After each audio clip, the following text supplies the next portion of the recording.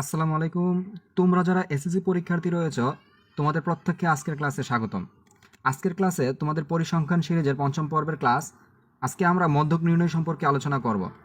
দেখো তোমরা কিভাবে মধ্যক নির্ণয় করবে। এখানে আমরা একটি প্রশ্ন আগে বাছাই করে রেখেছি। প্রশ্নটি হচ্ছে যে কোনো বিদ্যালয়ের দশম শ্রেণীতে 50 জন শিক্ষার্থীর ওজনের কিলোগ্রাম গণসংখ্যা সারণীর নিম্নরূপ। এখানে ওজন এবং গণসংখ্যা সহকারে একটি গণসংখ্যা নিবেশন সারণী দেওয়া হয়েছে। প্রশ্নটিতে বলা হয়েছে যে প্রদত্ত উপাত্তের মধ্যক নির্ণয় করো। এই প্রশ্নটি রাজশাহী বোর্ডে 2019 সালে এসেছিল। দেখো আমরা আজকে এই প্রশ্নটি সমাধান করে তোমাদেরকে শিখাবো কিভাবে তোমরা মধ্যক নির্ণয় করবে। এখানে যে দুটি কলাম দেওয়া আছে, যে ওজন এবং গণসংখ্যা, আমরা দুইটি কলাম আগে খাতায় লিখে রেখেছি। দেখো এখানে তোমাদেরকে নতুন করে আরেকটি কলাম তৈরি করতে হবে। কলামটি হচ্ছে যে ক্রমযোজিত গণসংখ্যা। তোমরা সবসময় একটি কথা মনে রাখবে, যখন তোমাদেরকে মধ্যক রিলেটেড বা মধ্যক সম্পর্কিত কোনো প্রশ্ন বলা হবে, তোমরা অবশ্যই ক্রমযোজিত গণসংখ্যা সারণীর যে চার্টটি রয়েছে এটি তৈরি করে নিবে। দেখো ক্রমযোজিত গণসংখ্যা সারণী চার্টটি তৈরি করার নিয়মটি হচ্ছে যে এখানে যে 6 আছে আমরা এখানে 6 লিখে নেব। তারপর এই 6 এবং 10 এই দুটির গুণ করলে আসবে 16। 16 এবং 12 আমরা এই দুটিকে যোগ করব, তাহলে 16 যোগ 12 হচ্ছে 28। 28 এর সাথে আমরা আবার এই 10 যোগ করব, তাহলে আসবে 38। 38-এর সাথে আমরা আবার 7 যোগ করব, 38 এবং 7, তাহলে ফলাফল হচ্ছে 45, 45। এই 45-এর সাথে আমরা 5 যোগ করলে ফলাফল পাবো 50। তাহলে এখানে n এর মান আসলো, অর্থাৎ মোট গণসংখ্যার আসলো 50। এতটুকু করার পর তোমরা লিখবে যে এখানে n সমান হচ্ছে 50, অর্থাৎ মোট গণসংখ্যা n সমান হচ্ছে 50। তাহলে এখানে সুতরাং n ডিভাইডেড বাই 2, মানে আমরা n এর মানকে অর্ধেক করব, তাহলে 50/2 হচ্ছে 25। লিখব যে এখানে আমরা n এর মান যা পাবো তাকে আমরা অর্ধেক করে নেব, তাহলে ফলাফল যা আসবে অততম পদের মান হবে, বা যে ফলাফলটি পাবো তততম পদের মানটি হবে গিয়ে মধ্যক। তাহলে আমরা লিখব যে 25তম পদের মান হলো মধ্যক। 25তম পদের মান হলো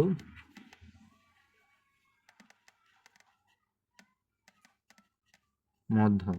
দেখো তো এখানে 25তম পদটা কত শ্রেণীতে আছে আমরা একটু দেখি। এই যে 25, এই 25টা ক্রমযোজিত গণসংখ্যার কোন ব্যক্তিতে বা কোন রেঞ্জের মধ্যে পড়েছে আমরা এটা নির্ণয় করব। তাহলে দেখো 25 এই সীমানার মধ্যে নাই, মানে 6 এর মধ্যে নাই। 25 এই 16 সীমানার মধ্যেও নাই। 25 হবে এই 28 সীমানার মধ্যে। যদি আমরা 28 পর্যন্ত গণনা করি তাহলে অবভিয়াসলি আমাদের 25টি চলে আসছে। তাহলে আমরা বলতে পারি যে এই 28 শ্রেণীতে এই মধ্যকটি রয়েছে। তাহলে আমরা বলবো যে এই 25 মানটি 28 শ্রেণীতে আছে, বিধায় আমরা বলবো যে এই শ্রেণীটি হচ্ছে মধ্যক শ্রেণী, যা 57 থেকে 61 শ্রেণীতে আছে। 57 থেকে 61 শ্রেণীতে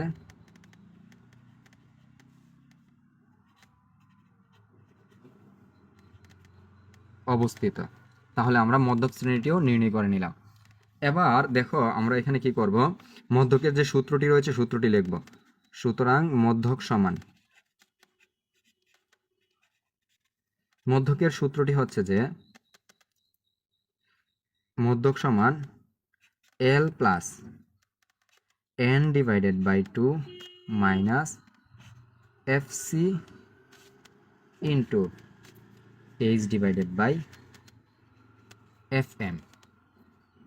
আমরা এই পাশে নির্ণয় করব L বলতে আমরা কি বুঝি, n বলতে কি বুঝি, FC বলতে কি বুঝি, H বলতে কি বুঝি, বা FM বলতে আমরা কি বুঝি। এই জিনিসগুলো আমরা একটু লিখে দিই। এখানে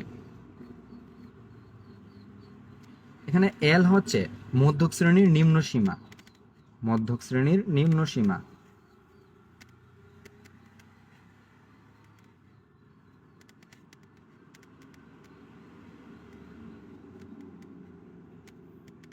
L, তাহলে দেখো তো এখানে মধ্যক শ্রেণীটা আমরা আগে নির্ণয় করেছি 57 থেকে 61।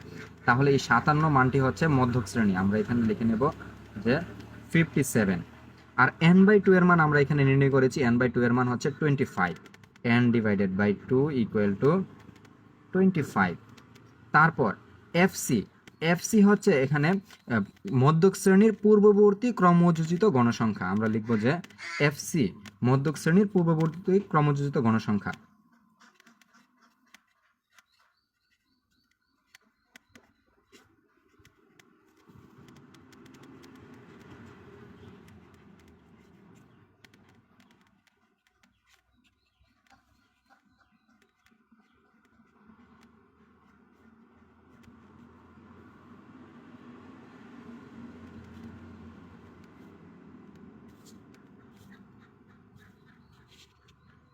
তাহলে এখানে এফসির মানটি হচ্ছে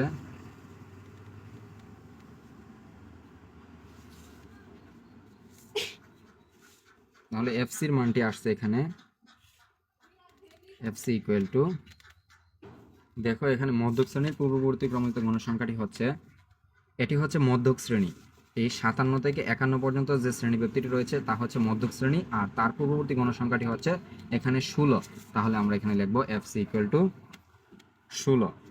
এর পরে হচ্ছে যে সূত্রের মধ্যে আছে এইচ, এইচ হচ্ছে শ্রেণী ব্যক্তি, লিখব এইচ শ্রেণী ব্যক্তি, শ্রেণী ব্যক্তি এইচ। তাহলে দেখো তো আমরা শ্রেণী ব্যক্তিটি নির্ণয় করব 57 থেকে 51 পর্যন্ত আমরা হিসাব করব। তাহলে 57, 58, দুঃখিত 47 থেকে আমরা 51 পর্যন্ত গণনা করব, 47 থেকে 51। তাহলে দেখো 47, 48, 49, 50, 51, 1 2 3 4 5। তাহলে শ্রেণী ব্যক্তি হচ্ছে এখানে 5, আমরা লিখব শ্রেণী ব্যক্তি 5। আর এখানে যে এফএমটি রয়েছে, এই এফএম হচ্ছে মধ্যক শ্রেণীর গণসংখ্যা। তাহলে লিখব যে মধ্যক শ্রেণীর গণসংখ্যা,